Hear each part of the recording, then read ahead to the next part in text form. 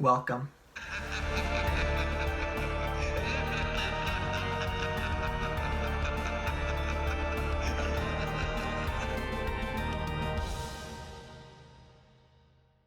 Hell House LLC was released in 2015 and was directed by Stephen Cognetti. And it's about a documentary crew discovering what happened at the Abaddon Hotel 5 years in the past, where apparently some huge tragedy happened. So whenever you hear docu-horror or something like that, this movie is always the first one to pop up. And I hadn't seen it ever, and I absolutely loved Lake Mungo, so I always wanted to check it out. And I ended up watching it with my friend Angie, and honestly, we thought the movie was pretty good. We don't like the ending, which we'll talk about that, but there's a lot of great imagery in this movie, and it's really creepy. It gets under your skin a little bit, and there's a few sequences that are like, ooh, like, that was actually kind of scary. But, man, does it all get kind of just killed by the ending of this movie. I was not a fan of the ending. I think it really hurt the rest of the movie, but let's talk about it. Yeah, I really just want to get the ending out of the way so I could talk about the things that I really liked about this movie. It tries to throw in a twist that is so outlandish and really doesn't make any sense at all. And it's a movie that, of course, none of it's real. You know none of it's real going into it, but you want that sense of realism within the movie. It's very important to have that. And by the end of it, when that realism is just absolutely murdered, it just kind of ruined the whole movie for me and the whole experience. Yeah, not much else to say about that. The ending is really bad. But let's talk about the things that this movie does great, which is its makeup.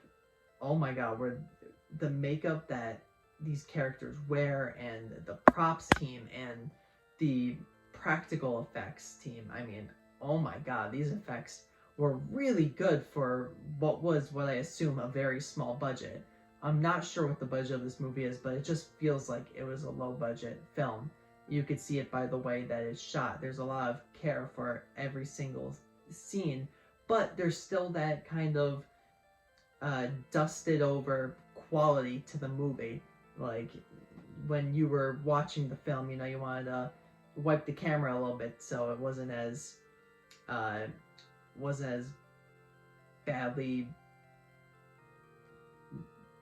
looking. I mean, there's no other way to really say it, but kind of that weird blurry but dusted over kind of camera shooting.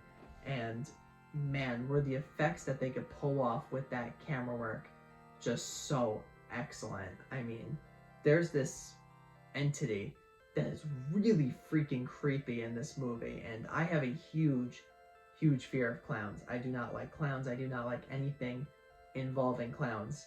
The clowns that were involved in this movie were terrifying. The makeup was just done so well, and there's this one specific clown that is just so scary, and he'll probably be in the thumbnail. He's the one that I told Tina to put in the thumbnail, but Tina, you could put a nice picture of him right here. I mean, he is freaking creepy. Like, I didn't expect to get as creeped out with this movie as I ended up getting with this one entity / character. He is terrifying.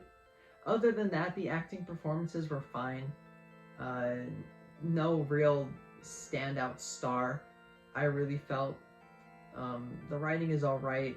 Like I said, the writing up to probably the third act, not even the third act, probably the last 5 minutes of the movie is really good until that last 5 minutes.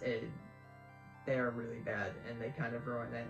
And I don't want to spoil what happens, but in a way, they kind of get out of that docu-horror feel, and it becomes a little bit meta. They don't get rid of that, like, found footage, first-person, like, element to it, but it just feels different, and it doesn't make sense. If it's a documentary, why we are seeing the footage that we see. But overall, I did really enjoy this movie, and I would give it an 8 out of 10. And I would recommend it if you're a big fan of found footage or docu-horror, because there's just some excellent things that are done in this movie. I mean, really, the scares are done so well. Such a great job of creating tension in scenes where you're not really expecting it yet, and just creepy moments. And probably the one that sticks with me the most, besides that clown, is a scene where one of our characters wakes up and he turns on the light on his camera and we see something. And he doesn't see it at first, and then he looks over and sees it, and oh, done so well. Just done so well. So thank you everyone for watching this review, and be on the lookout for more reviews in the future. I don't know what review is going to be coming out next.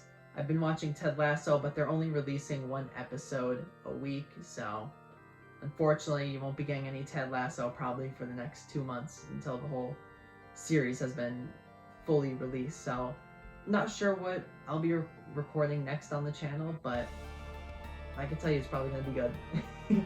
So thank you again for everyone watching, but let's flash forward to the next review.